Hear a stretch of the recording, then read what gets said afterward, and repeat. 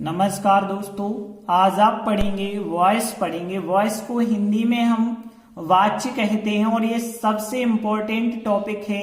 चाहे आप class 9th 10th 11th 12th किसी भी क्लास में हो, वॉइस से तो एक ना एक क्वेश्चन बनता ही है।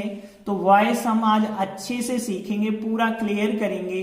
तो देखिए, वॉइस की बात करें तो वॉइस दो प्रकार के होते हैं, एक्टिव वॉइस, पैसिव वॉइस। सब लोगों को पता होगा, जो 12 टेंस हम देखते हैं वो एक्टिव वॉइस हैं, और फिर जो है पैसिव वॉइस 12 में से 8 टेंसों के बनते हैं। 4 टेंसों के पैसिव वॉइस नहीं बनते हैं। एक तो इन सब के परफेक्ट कंटिन्यूअस, जैसे प्रेजेंट का परफेक्ट कंटिन्यूअस, पास्ट का परफेक्ट कंटिन्यूअस, फ्यूचर का परफेक्ट कंटिन्यूअस। 3 तो परफेक्ट कंटिन्यूअस निकल गए, एक फ्यूचर का कंटिन्यूअस निकाल दीजिए, बाकी बचे 8 टेंसों का ही हम पैसिव वॉइस बना सकते हैं। तो देखिए, हम यहाँ पे सीखेंगे एक्टिव वॉइस वाले वाक्य को पैसिव वॉइस में कैसे बदलना है, क्योंकि यही आपकी परीक्षा में आता है। पैसिव से एक्टिव बनाना नहीं आता है, एक्टिव वॉइस से पैसिव वॉइस बनाना आता है।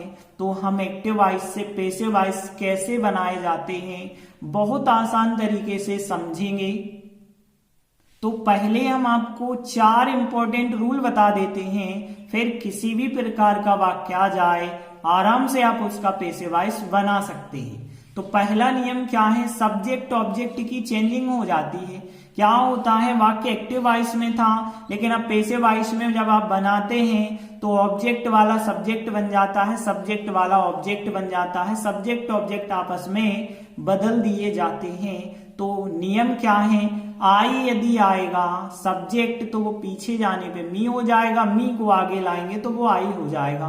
वी का अस हो जाएगा, अस का वी हो जाएगा, ही का हिम हो जाएगा और हिम का ही होगा, सी का हर हो जाएगा और हर को आगे लाओगे तो वो सी बन जाएगा और दे का देम बन जाएगा।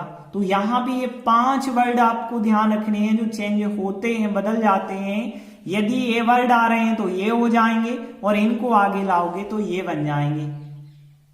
तो यहाँ पहले नियम में कोई प्रॉब्लम नहीं है, सबको सबसे पहला नियम बन जाएगा, क्योंकि ये 5 वर्ड इस रूप में बदल जाएंगे, ये 5 वर्ड रिवर्स में आएंगे तो ऐसे बन जाएंगे। सेकंड नियम क्या है कि यहाँ क्रियाएं भी चेंज हो जाती हैं। क्रियाएं का मतलब है उनका टेंस कैसे बदलता है, सहायक क्रिया और क्रिया कैसे चेंज होती हैं, ये है सबसे इंपॉर्टेंट नियम।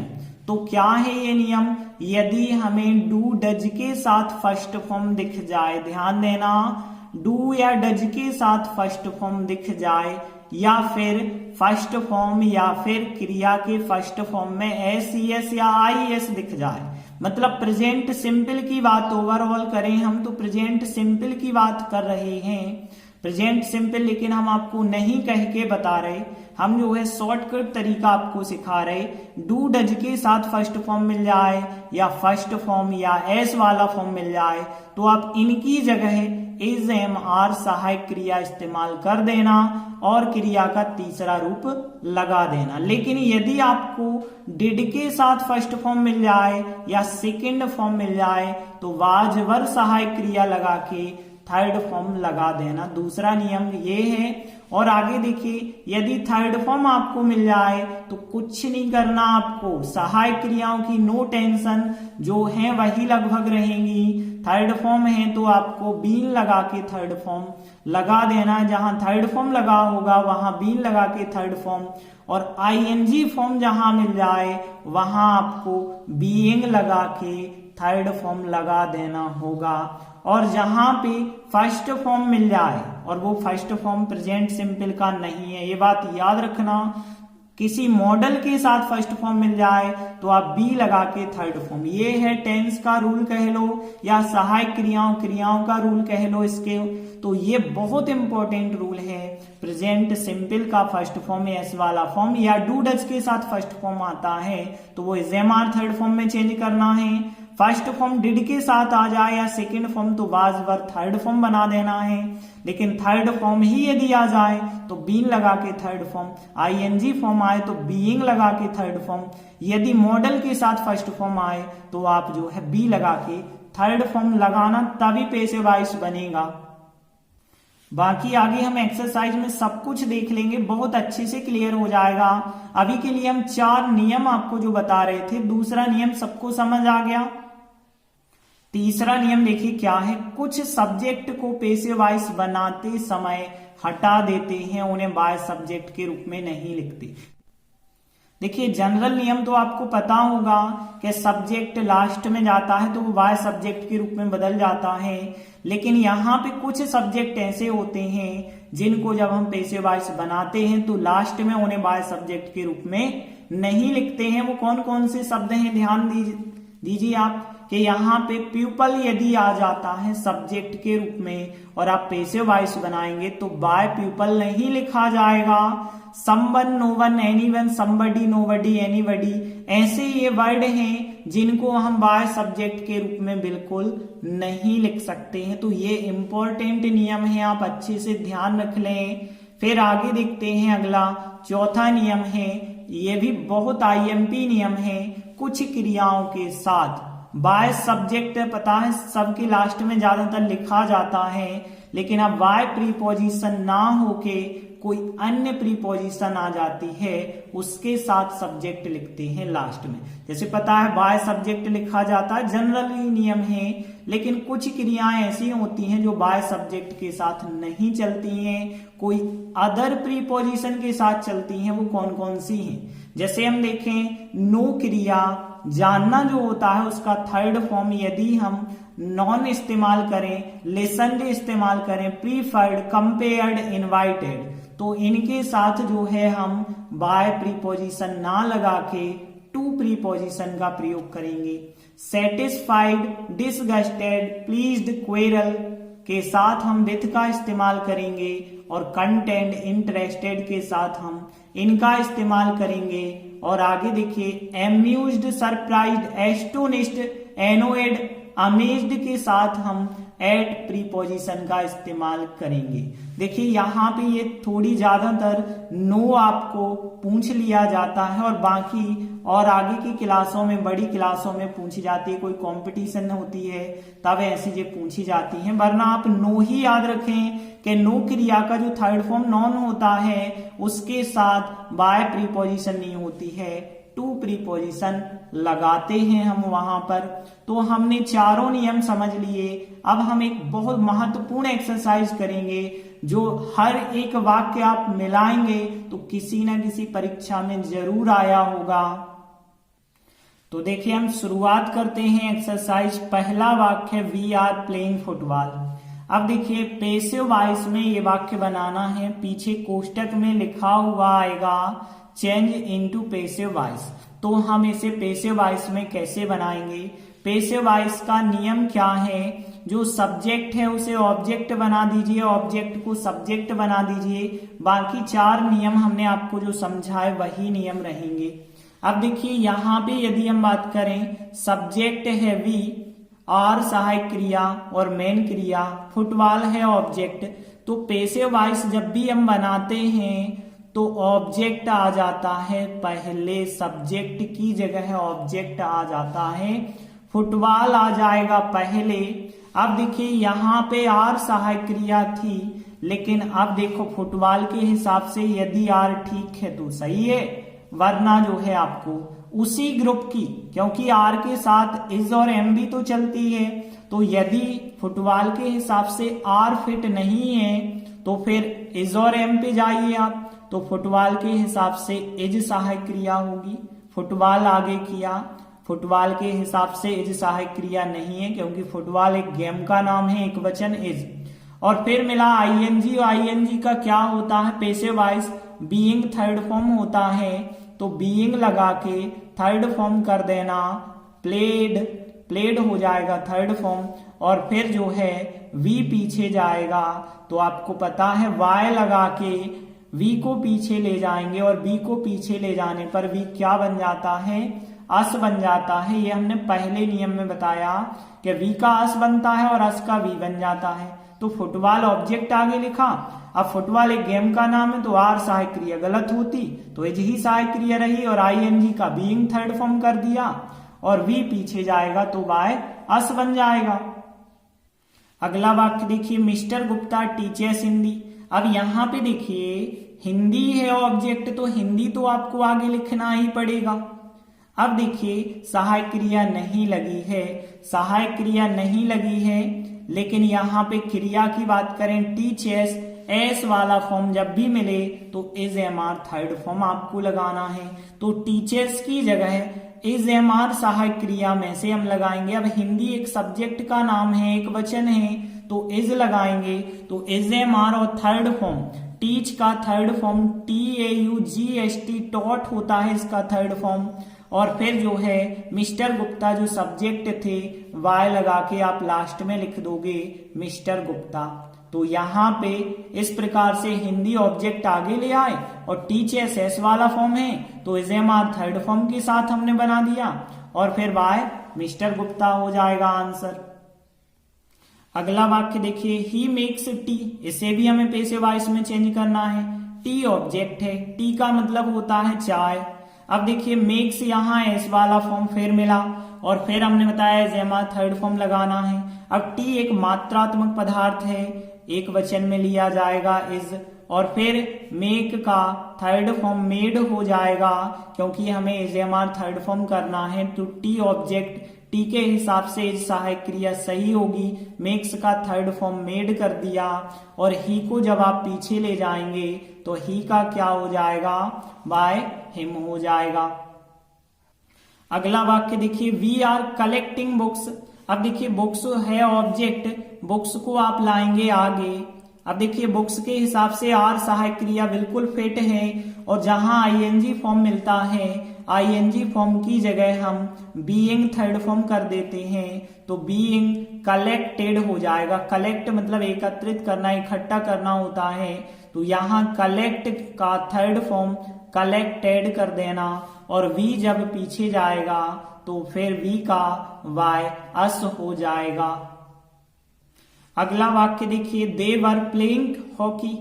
अब यहाँ पे देखिए हॉकी ऑब्जेक्ट मिला तो हॉकी को तो आप आगे लिखेंगे। अब देखिए हॉकी के हिसाब से हॉकी एक गेम का नाम है तो वर सहायक क्रिया सही नहीं है इसके साथ, तो हॉकी के साथ वर ना होके वर वाले ग्रुप में वाज वर सहायक क्रियाएं होती हैं, तो यहाँ हॉकी के साथ वाज सहायक क्रिया आ जाएगी क्योंकि वर तो बहुवचन वाली है तो वाज आ जाएगी एक वचन वाली। और आईएनजी फॉर्म का हम बीइंग थर्ड फॉर्म कर देते हैं तो बीइंग प्लेड कर देंगे आईएनजी फॉर्म का पैसिव वॉइस, और दे को जब आप पीछे ले जाएंगे तो वाई क्या हो जाएगा, वाई दे का देम हो जाएगा। तो इस प्रकार से पैसिव वॉइस बन जाएगा। अगला वाक्य देखिए, I am taking tea. T object है, टी को आप आगे लाएंगे। अब देखिए टी के हिसाब से एम तो बिल्कुल नहीं होगी, एम वाले ग्रुप की इज है, आर है, एम है, तीन सहायक क्रियाएं होती हैं। जब टी के हिसाब से एम फिट नहीं है तो फिर बदलनी होगी, इज या आर में से करेंगे और टी एक मात्रात्मक पदार्थ है इसलिए इज लगेगी। और फिर टेकिंग आईएनजी फॉर्म का पैसिव वॉइस कैसे बनाते हैं, बीइंग लगाते हैं और थर्ड फॉर्म टेक, टुक, टेकन, तीन फॉर्म आपको पता होंगे। और आई जो है पीछे जाएगा तो आई का क्या हो जाएगा, वाई मी हो जाएगा। अगला वाक्य देखिए, आई नो द बॉय। तो यहां पे देखिए द बॉय ऑब्जेक्ट है, द बॉय क्रिया के बाद जो भी वर्ड मिलता है वो ऑब्जेक्ट होता है। द बॉय हम आगे लाए, अब यहाँ पे नो है फर्स्ट फॉर्म प्रेजेंट सिंपल का, किसी मॉडल के साथ तो नहीं है तो फर्स्ट फॉर्म बनता है is am are third form में, तो यहाँ द बॉय के साथ इज सहायक क्रिया लगेगी, इज एम आर में से इज लगाएंगे। और नो का थर्ड फॉर्म क्या होता है, नो का नॉन हो जाता है थर्ड फॉर्म। अब इसके बाद देखिए आई पीछे जाएगा तो आई का मी हो जाएगा, तो बाय मी यहाँ नहीं होगा, इस बात को याद रखना।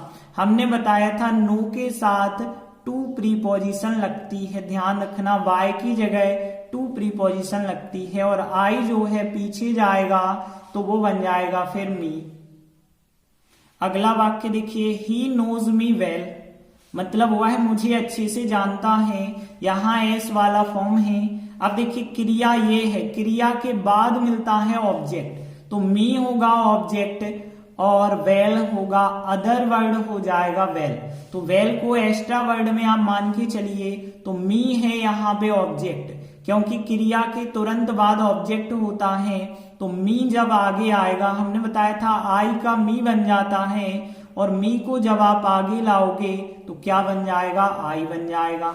एस वाला फॉर्म जब भी मिलता है, is am are third form लगाते हैं, तो आई के साथ एम सहायक क्रिया फिट है, तो आई एम, और नो क्रिया का थर्ड फॉर्म हो जाएगा नॉन। और फिर यहाँ पे देखिए, अब इसके बाद आपको पता है कि ही पीछे जाएगा, तो ही का बाय हिम बनेगा, लेकिन यहाँ पे आप टू हिम बनाएंगे, क्योंकि यहाँ पे जो है नो क्रिया के साथ टू प्रीपोजिशन लगती है, बाय नहीं लगता है। बाकी रहा वेल वर्ड, तो आप वेल को चाहे लास्ट में लिख दो, चाहे क्रिया के बाद लिख दो, कोई अंतर नहीं है, क्योंकि वो है एक्स्ट्रा वर्ड। तो मी आगे आया, आई बन गया, एस वाला फॉर्म था, एजेमार थर्ड फॉर्म लिखा, ही पीछे गया तो टू हिम बन गया, क्योंकि ही का बाय हिम होता है, लेकिन नो के साथ टू चलती है प्रीपोजिशन, तो टू हिम हो गया। और वेल एक्स्ट्रा वर्ड लास्ट में वैसे का वैसा ही लिखा, वेल को यहां लिखते तो भी सही होता आंसर। अगला वाक्य देखिए, people speak English all over the world, मतलब पूरी दुनिया भर में लोग अंग्रेजी बोलते हैं। यहाँ पे देखिए स्पीक है क्रिया, क्रिया के बाद हमें ऑब्जेक्ट मिला, ऑब्जेक्ट को हम आगे लिखेंगे, तो इंग्लिश लिखा हमने आगे। अब देखिए यहाँ स्पीक फर्स्ट फॉर्म है, किसी मॉडल के साथ तो नहीं है, तो प्रेजेंट सिंपल है, तो हम is am are third form का इस्तेमाल कर देंगे। तो यहाँ पे इंग्लिश एक भाषा का नाम है, इज सहायक क्रिया लगाएंगे और स्पीक क्रिया का थर्ड फॉर्म इस्तेमाल करेंगे। स्पीक क्रिया का थर्ड फॉर्म होता है स्पोकन। और फिर देखिए बाय पीपल तो आपको लिखना ही नहीं है, क्योंकि हमने कुछ सब्जेक्ट बताए थे जो बाय सब्जेक्ट के रूप में नहीं लिखते हैं पैसिव वॉइस बनाते वक्त। पीपल बताया था, someone, no one, anyone, somebody, anybody, nobody, ऐसे हमने 7 बताए थे सब्जेक्ट जिनको पैसिव वॉइस बनाते वक्त लास्ट में नहीं हम लिखते हैं। तो इंग्लिश आगे लिखा और is am are third form भी लिख दिया। अब हमें बाय पीपल तो लिखना ही नहीं है, लेकिन जो एक्स्ट्रा वर्ड हैं ऑल ओवर द वर्ल्ड वो तो हमें लिखने ही पड़ेंगे। तो इस प्रकार से हमारा आंसर बन जाएगा। अगला वाक्य है आई सिंग आ सॉन्ग, तो देखिए आ सॉन्ग तो हो गया ऑब्जेक्ट, आ सॉन्ग तो आप आगे लिख देंगे आ सॉन्ग। अब देखिए यहाँ सिंग है फर्स्ट फॉर्म और किसी मॉडल के साथ तो है नहीं, तो यहाँ प्रेजेंट सिंपल है, तो is am are third form इसकी जगह हमें लगाना पड़ेगा। आ सॉन्ग लिखा है तो इज सहायक क्रिया लगेगी और सिंग क्रिया का थर्ड फॉर्म SUNG संग होता है। और आई को जब आप पीछे ले जाएंगे तो बाय मी हो जाएगा। तो आ सॉन्ग आगे लिखा, सिंग यहाँ फर्स्ट फॉर्म है, GMR third form passive voice बनाया और आई पीछे ले गए तो आई का बाय मी हो गया। अगला वाक्य देखिए, they are not playing cricket. देखिए यहाँ पे क्रिकेट ऑब्जेक्ट है, क्रिकेट को हमने आगे लिखा क्रिकेट। अब देखिए क्रिकेट एक खेल का नाम है, तो आर सहायक क्रिया तो क्रिकेट के हिसाब से गलत होगी, क्योंकि एक खेल का नाम है मतलब एक वचन। नेगेटिव था, नॉट लगा था, नॉट हमने लगाया। प्लेइंग ING फॉर्म का हमें पता है, बीइंग थर्ड फॉर्म बनाते हैं तो बीइंग प्लेड हो जाएगा इसका पैसिव वॉइस। और फिर दे को आप पीछे ले जाएंगे तो दे का पैसिव वॉइस क्या बन जाएगा, बाय देम बन जाएगा। अगला वाक्य है सी राइट्स आ लेटर, वह एक पत्र लिखती है। आ लेटर ऑब्जेक्ट हो जाएगा, आ लेटर आगे आप लिखेंगे। अब देखिए यहाँ एस वाला फॉर्म है, हमने बताया एस वाला फॉर्म जब भी मिलता है passive voice is am are third form लगाते हैं। तो यहाँ पे आ लेटर है तो आ लेटर के हिसाब से इज लगाएंगे और राइट्स का थर्ड फॉर्म रिटर्न कर देंगे। राइट, रोट, रिटर्न 3 फॉर्म होते हैं, आपको पता होगा। और सी जब लास्ट में जाएगा तो बाय हर बन जाएगा। अगला वाक्य देखिए, यू नो हिम, तो यहाँ पे देखिए हिम है ऑब्जेक्ट, हिम को आगे लाते हैं तो ही बनता है, क्योंकि हमने बताया ही का हिम हो जाता है, हिम को आगे लाएंगे तो ही हो जाएगा। तो हिम का तो ही हो गया। अब यहाँ पे देखिए नो फर्स्ट फॉर्म है, प्रेजेंट सिंपल का होगा क्योंकि कोई मॉडल तो है नहीं नो के साथ। तो यहाँ पे जब भी फर्स्ट फॉर्म होता है प्रेजेंट सिंपल का, is am are third form लगाते हैं तो ही के साथ तो इज लगेगा, और नो क्रिया का थर्ड फॉर्म होता है नॉन। और देखिए यू को पीछे ले जाएंगे तो यू का यू ही रहता है, यू तो हमने बताया नहीं कि यू बदलता है, यू यू ही रहता है। लेकिन नो के साथ बाय प्रीपोजिशन ना होके टू प्रीपोजिशन होती है, टू यू जो है इसका राइट आंसर होगा। यू का यू ही रहता, यू नहीं बदलता। नो क्रिया के साथ केवल टू प्रीपोजिशन आ जाएगी, तो हिम का ही कर दिया, और नो फर्स्ट फॉर्म है प्रेजेंट सिंपल का, is am are third form हो जाएगा, और यू का यू ही रहेगा। अगला वाक्य है रोहित सिंह आ सॉन्ग। आ सॉन्ग हो गया ऑब्जेक्ट, आ सॉन्ग ऑब्जेक्ट हमने आगे लिखा। अब देखिए यहाँ सिंग से एस वाला फॉर्म मिला, is am are third form लगाना पड़ेगा, तो फिर इज सहायक क्रिया लगाएंगे क्योंकि एक गीत की बात हो रही है। सिंग का third form S U N G sung लगाएंगे, और फिर रोहित को पीछे लिखेंगे वाय रोहित करके। अब रोहित का नहीं बदलेगा, कौन कौन बदलते हैं, 5 चीजें हमने बताई। आई का मी होता है, वी का अस होता है, दे का देम होता है, ही का हिम होता है, सी का हर। केवल 5 बदलते हैं, बाकी कोई चीजें नहीं बदलती हैं। अगला वाक्य देखिए she is not singing a song. A song object है, आ सॉन्ग हमने लिखा ऑब्जेक्ट आगे। आ सॉन्ग के हिसाब से इज सहायक क्रिया सही है, नॉट भी है वाक्य में, नॉट होगा। सिंगिंग आईएनजी फॉर्म का, बीइंग थर्ड फॉर्म कर लेना, तो being S U N G sung इसका थर्ड फॉर्म हो जाएगा। और सी को जब आप पीछे ले जाएंगे तो सी हर में चेंज हो जाता है, बाय हर बन जाएगा। अब आप कहेंगे कि सर जो है बार बार सिंग क्रिया का प्ले क्रिया का करा रहे हैं, तो ऐसा नहीं है। हम जो है केवल उन वाक्यों को करा रहे हैं जो परीक्षा में बार बार पूछे गए हैं।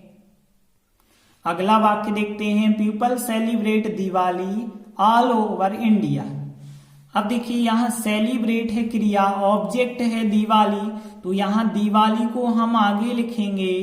अब देखिए यहाँ celebrate first form present simple का ही होगा क्योंकि और मॉडल के साथ तो है ही नहीं, वरना अलग बात होती। तो यहाँ सेलिब्रेट जो है फर्स्ट फॉर्म है, is am are third form लगाना पड़ेगा।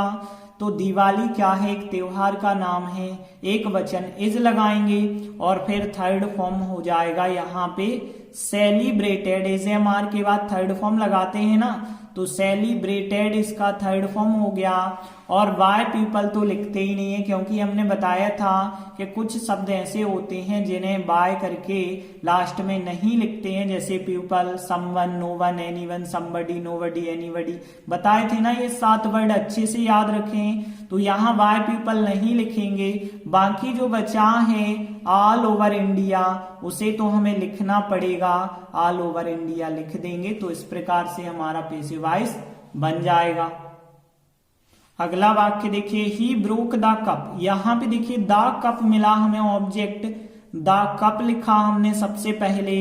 इसके बाद यहाँ हमने देखा ब्रोक, ब्रेक क्रिया तोड़ना होता है, तोड़ना का सेकंड फॉर्म है। और हमने बताया था जब भी हमें सेकंड फॉर्म मिल जाए तो हम was were plus third form लगाते हैं। तो द कप के बाद वाज सहायक क्रिया लगानी पड़ी। यहाँ is am are third form नहीं लगा देना क्योंकि सेकंड फॉर्म है। सेकंड फॉर्म जब भी मिले तो वाज वर थर्ड फॉर्म लगाते हैं। द कप एक वचन है तो वाज, और फिर ब्रोक क्रिया का थर्ड फॉर्म ब्रोकन होता है, ब्रेक होता है तोड़ना, तोड़ना का थर्ड फॉर्म ब्रोकन हो जाएगा। और ही को पीछे ले जाएंगे तो ही का बन जाएगा बाय हिम। अगला वाक्य देखिए कमल हैज प्लेड क्रिकेट। तो यहाँ पे प्ले क्रिया है और क्रिकेट इसका ऑब्जेक्ट है, तो क्रिकेट आप आगे लिखोगे। अब देखिए क्रिकेट के हिसाब से हैज सहायक क्रिया बिल्कुल सही है, क्रिकेट एक गेम का नाम है, एक वचन है, हैज सहायक क्रिया सही है। अब यहाँ प्लेड आपको पता होगा हैज हैव के साथ थर्ड फॉर्म होता है, तो प्लेड है थर्ड फॉर्म, और थर्ड फॉर्म जब भी मिलता है तो हम passive voice been third form कर देते हैं। तो थर्ड फॉर्म जब भी मिले बीन थर्ड फॉर्म कर देना, और बाय कमल, बाय कमल हो जाएगा लास्ट में। अगला वाक्य देखिए, सी विल आस्क 2 क्वेश्चन, मतलब वह 2 प्रश्न पूछेगी। तो देखिए यहाँ पे 2 क्वेश्चंस हो जाएगा ऑब्जेक्ट, क्योंकि यहाँ पे 2 अकेला ऑब्जेक्ट नहीं आप कर सकते। ऑब्जेक्ट कोई ना कोई संज्ञा होती है, ध्यान रखना, संज्ञा या सर्वनाम को ही हम ऑब्जेक्ट कह सकते हैं। तो 2 क्वेश्चंस यहाँ पे ऑब्जेक्ट हमें मिला, तो 2 क्वेश्चंस को हमने पहले लिख दिया है। इसके बाद 2 क्वेश्चन के हिसाब से विल सहायक क्रिया बिल्कुल राइट है, क्योंकि सेल जो है सेल आईवी के साथ होती है, बाकी सब में तो विल ही लगाते हैं।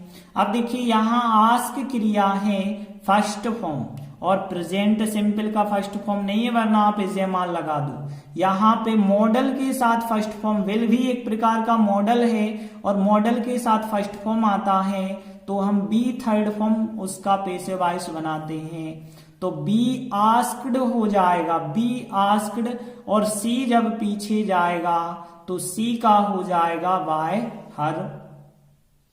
अगला वाक्य देखिए, I have read this story. तो यहां पे देखिए दिस स्टोरी पूरा ऑब्जेक्ट होगा, दिस अकेला नहीं यहाँ पे ऑब्जेक्ट हम करेंगे, क्योंकि दिस एक यहाँ विशेषता बतला रहा है, यह स्टोरी। तो यहाँ दिस स्टोरी पूरा हो जाएगा ऑब्जेक्ट, तो दिस स्टोरी हमने आगे लिखा। अब देखिए दिस स्टोरी के हिसाब से हैव सहायक क्रिया सही नहीं है, क्योंकि दिस स्टोरी एक वचन है, एक वचन के साथ हैव ना होके हैज लगानी पड़ेगी। और हमने बताया हैज हैव के बाद थर्ड फॉर्म होता है, थर्ड फॉर्म का पैसिव वॉइस बनता है बीन थर्ड फॉर्म लगा के, तो बीन रीड का थर्ड फॉर्म रीड ही रहता है, इसे रेड जरूर आप पढ़ते हैं। तो यहाँ बीन लगा के थर्ड फॉर्म, और आई जो है पीछे जाएगा तो वाई मी हो जाएगा। अगला वाक्य देखिए, they had published the news. The news object है, द न्यूज हमने आगे लिखा। अब देखिए द न्यूज के साथ हैड तो अकेली ही सहायक क्रिया होती है, वो तो सबके साथ आपको लगानी होगी। पास्ट परफेक्ट टेंस में हैड सबके साथ लगाते हैं, तो हैड ही रहेगी। पब्लिश्ड थर्ड फॉर्म मिला हमें यहाँ, क्योंकि हैज हैव के साथ थर्ड फॉर्म ही होता है, सेकंड की तो बात ही नहीं कर सकते, थर्ड फॉर्म। और थर्ड फॉर्म जब भी मिलता है तो हम बीन थर्ड फॉर्म ही लिखते हैं उसका पैसिव वॉइस, तो यहाँ बीन थर्ड फॉर्म ही होगा इसका पैसिव वॉइस। और दे को जब आप पीछे ले जाएंगे तो दे का चेंज होके बाय देम बन जाएगा आंसर। अगला वाक्य देखिए, I shall have paid the bill. तो यहाँ पे द बिल हो जाएगा ऑब्जेक्ट, द बिल हमने लिखा आगे। अब देखिए बिल मतलब यहाँ भुगतान जब आप करते हैं तो आपको एक बिल मिलता है, तो यहाँ पे बिल जो है वो एक वचन होता है। अब यहाँ सहायक क्रिया यदि हम देखें तो मुख्य सहायक क्रिया तो सेल है, सेल हैव थर्ड फॉर्म यहाँ दिया गया है। द बिल के हिसाब से सेल ना होके विल आपको लगानी पड़ेगी, और बाकी हैव तो पहले से ही मौजूद है तो हैव तो लिखना पड़ेगा। अब यहाँ पेड मिला हमें थर्ड फॉर्म, पे चुकाना का थर्ड फॉर्म होता है, और यदि हमने बताया थर्ड फॉर्म कभी भी मिल जाए तो आप बीन लगा के थर्ड फॉर्म लगा देना, तो बीन पेड हो जाएगा। और आई जब पीछे जाएगा तो आई का वाई मी हो जाएगा आंसर।